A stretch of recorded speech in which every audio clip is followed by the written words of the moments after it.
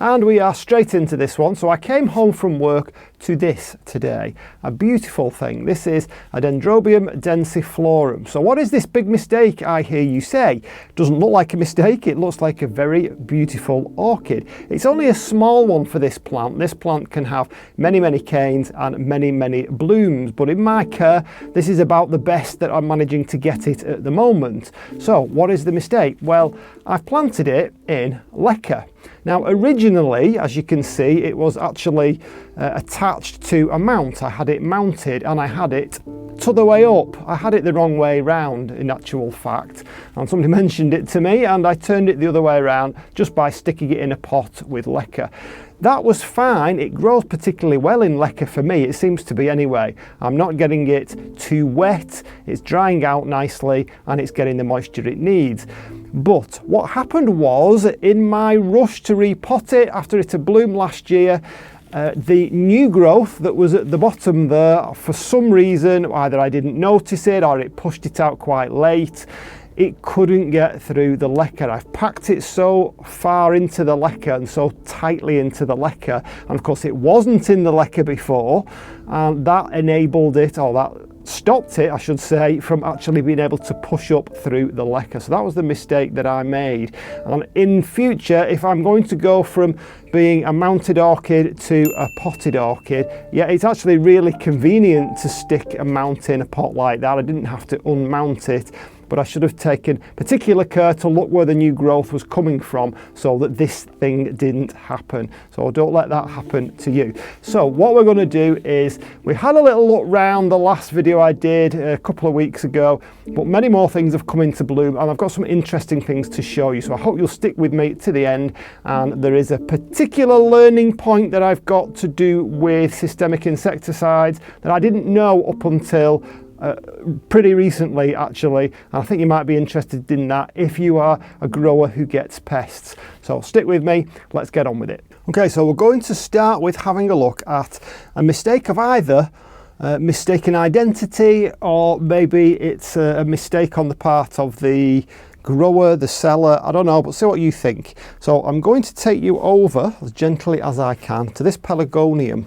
So this Pelargonium on Instagram, as you might have noticed if you follow me on Instagram, I kept calling this plant by one particular name, and when I came to do my last video it turned out I was wrong. It was Pelargonium crimson unique, and I couldn't understand it. There was a moment of silence. I don't know whether I edited that bit out as to why this didn't seem to be crimson unique to me. And then a few days later this happened. So let me just take you over rather gently to this plant. Now then, this plant is called, I'll just show you here, Pelargonium voodoo. Now what we should do here, just for purposes of experimentation, we should take this plant and we should put it directly next to crimson unique. Can you spot a difference? I'm not sure I can. Now of course I'm going to have a look online to see whether these two plants are meant to be different, but it looks absolutely identical. And in fact I kept calling crimson unique voodoo online on Instagram. So I don't know what's happened to that. A bit strange as to why we've ended up with these separate names for the same plant. So that's the first thing I want to show you, and the second thing I want to show you, I'm just going to consult my list here, is this one. This is Pelargonium vectis glitter. This wasn't in bloom last time I showed you the video. And there's something really odd about this one, and you can probably see it, but it is consistent, because on this head of blooms, the whole thing, we have one petal that's pretty much all red. But if you look on this other one, there's another one that just has one petal pretty much all red. And that is not just unique to my plant. I've seen it before. Strange. This one, does it have them all out yet? I think that's the most we're going to get on that one. These are stellar Pelargoniums. And I've got another small stellar pelargonium up here. This one is silver glitter, much smaller, but you can see again this one has 1 or 2 petals that are all red. Isn't that odd? Very nice, but odd. I'll just come back to what we've got here.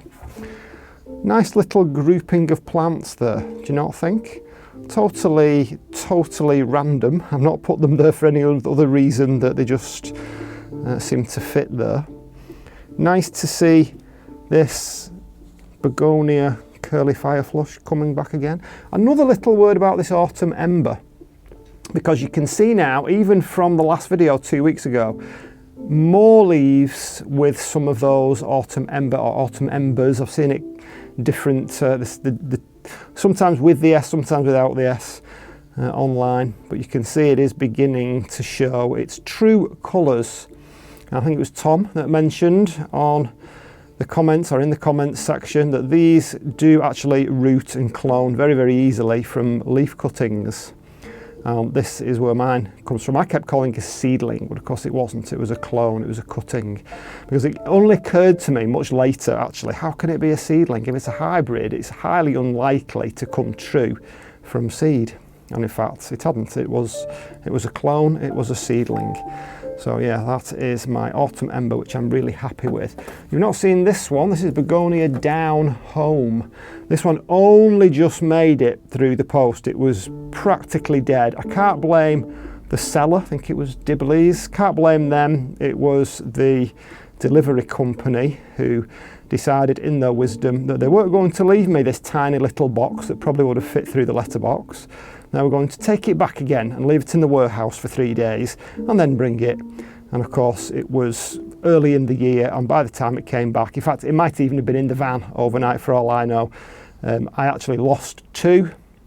Most of them came back to life, but I didn't blame the seller in that particular instance. I don't think that would have been fair.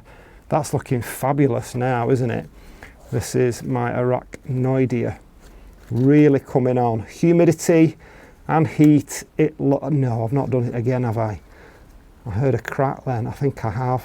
I think I've snapped that leaf. Oh, I do this all the time. Stop marling with it, Jeff. I'll leave it a bit longer. Maybe it'll self-heal. Who knows? So I'm going to take you over now to another one in bloom. I can't remember whether I showed. I think I did show that one. This one was just beginning to come. So this is a pelargonium. This is April Snow. It's a rosebud pelargonium. It's only just coming out. You can see what it's going to be like. It's going to be fabulous when it does eventually come and show us those pinks. I like these leaves on this pelargonium. This is Vancouver. Gosh, that's a long name. Vancouver Centennial. I thought that those bits after it was in the name. That's just some kind of coding. This was another one. This was totally snapped off from its root ball. Again, I think it was in the same packet. No, it couldn't have been. This one's from Fibrex. But, you know, this time of year, they root really easily. I didn't even stick it in rooting powder. I just popped it in a pot and it has grown, proving that it now has some nice new roots. I don't think you've seen this one. So what's this one? This is Kamal. Beautiful thing, lovely salmon colours. And again, I'll show you this again, this cyclamen, which is out of season. It doesn't know that it's now, well, kind of spring, late spring, summer time. And that was because of the cyclamen mites that I had. But it's a beautiful thing. I'm happy for it to flower whenever it wants to flower.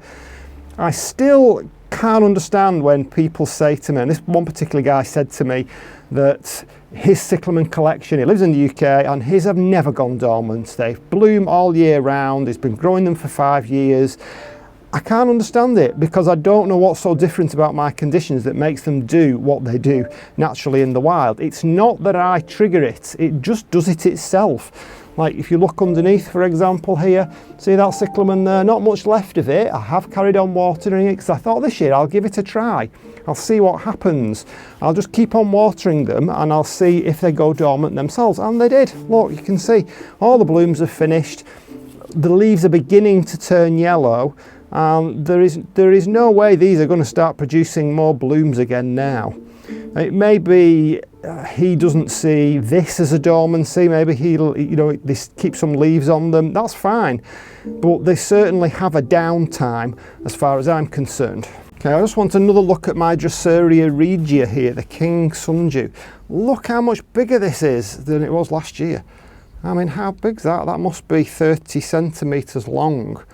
Much, much bigger. And again, this went dormant itself. It completely died down. I repotted it in some nice fresh moss, and it seems to be really going for it this year, which I'm really happy about. Some of my other Drosera haven't fared quite as well. My cephalotus, I did show these on the last video, but they are doing what they're supposed to do now. I've cut off all the flowers because I don't like the flowers. I just want more and more pictures. And if I keep my eye on it and keep removing the ones that are going squishy, that one's gone squishy, very easy to pull out when they've gone squishy, and then you produce more room then, or you allow more room for these beautiful new ones to come. And that's really what we're after, isn't it? We're like rejuvenation. Wish we could do that with ourselves. So yeah, that was another little thing I wanted to mention.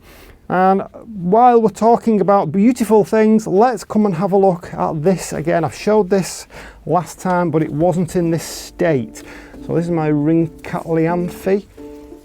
Now look, oh, this is normally the point where I drop a load of blooms off, a load of buds off, because I'm trying to do it with one hand. So Ringcatlianthe, Xing Fong, Little Sun, Young Min, Golden Bark. Gosh, why can't I just give it a simple name? This is Orchid Orange, that's what I'd call it. Dead easy to remember. I think that's definitely the best showing it's had. I'm not saying it's a hard one. I'm not saying I've done anything particularly special with it. It clearly doesn't mind the cooler temperatures in winter, and it still produces such a glorious display. So really happy with that. I hope you like it too. So that tip I was talking about to do with systemics. I mentioned in a video on Streptocarpus, mine haven't done particularly well this year. I'm not going to go into that, but I'm hoping they will do well as time goes on. But in the process of me trying to figure out what was wrong with them, I found I had a load of bush snails, and I wanted to give the soil a drench.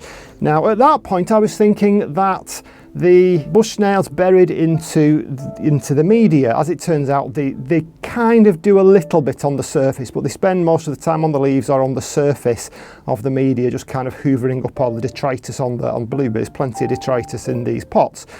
But I'm also aware that at this time of year I can get the larvae of vine weevils.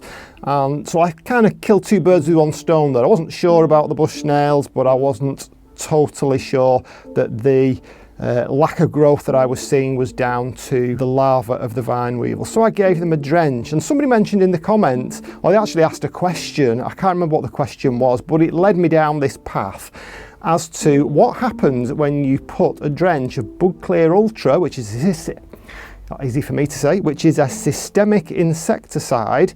What happens in terms of it going through the plant to the leaves? And as it turns out, if ChatGPT is to be believed, and I know it's not always, but if it's to be believed, then apparently it has the same effect. So even though I then went on to spray the leaves, I kind of doubled up there. I didn't need to. If you go and use a systemic insecticide as a drench, put it in the media, it will also double up for you and go through your leaves as well. It kind of makes sense really, doesn't it?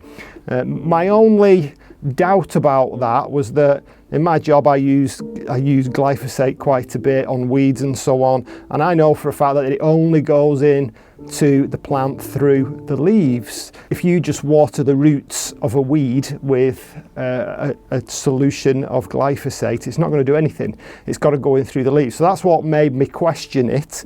But apparently, as I say, according to ChatGPT, if you put a systemic insecticide into the pot, not only will it kill things in the pot, but it will also kill things on the leaves as well, like systemically. So what I can expect next, no doubt, is a load of mutations on these plants. But at least we've got a few blooms coming now, but they're certainly not looking great. And what I'm finding, even though I've probably chopped a lot of it off and you can't see it, I'm finding this kind of thing, a lot of rotting off at the edges of the leaves.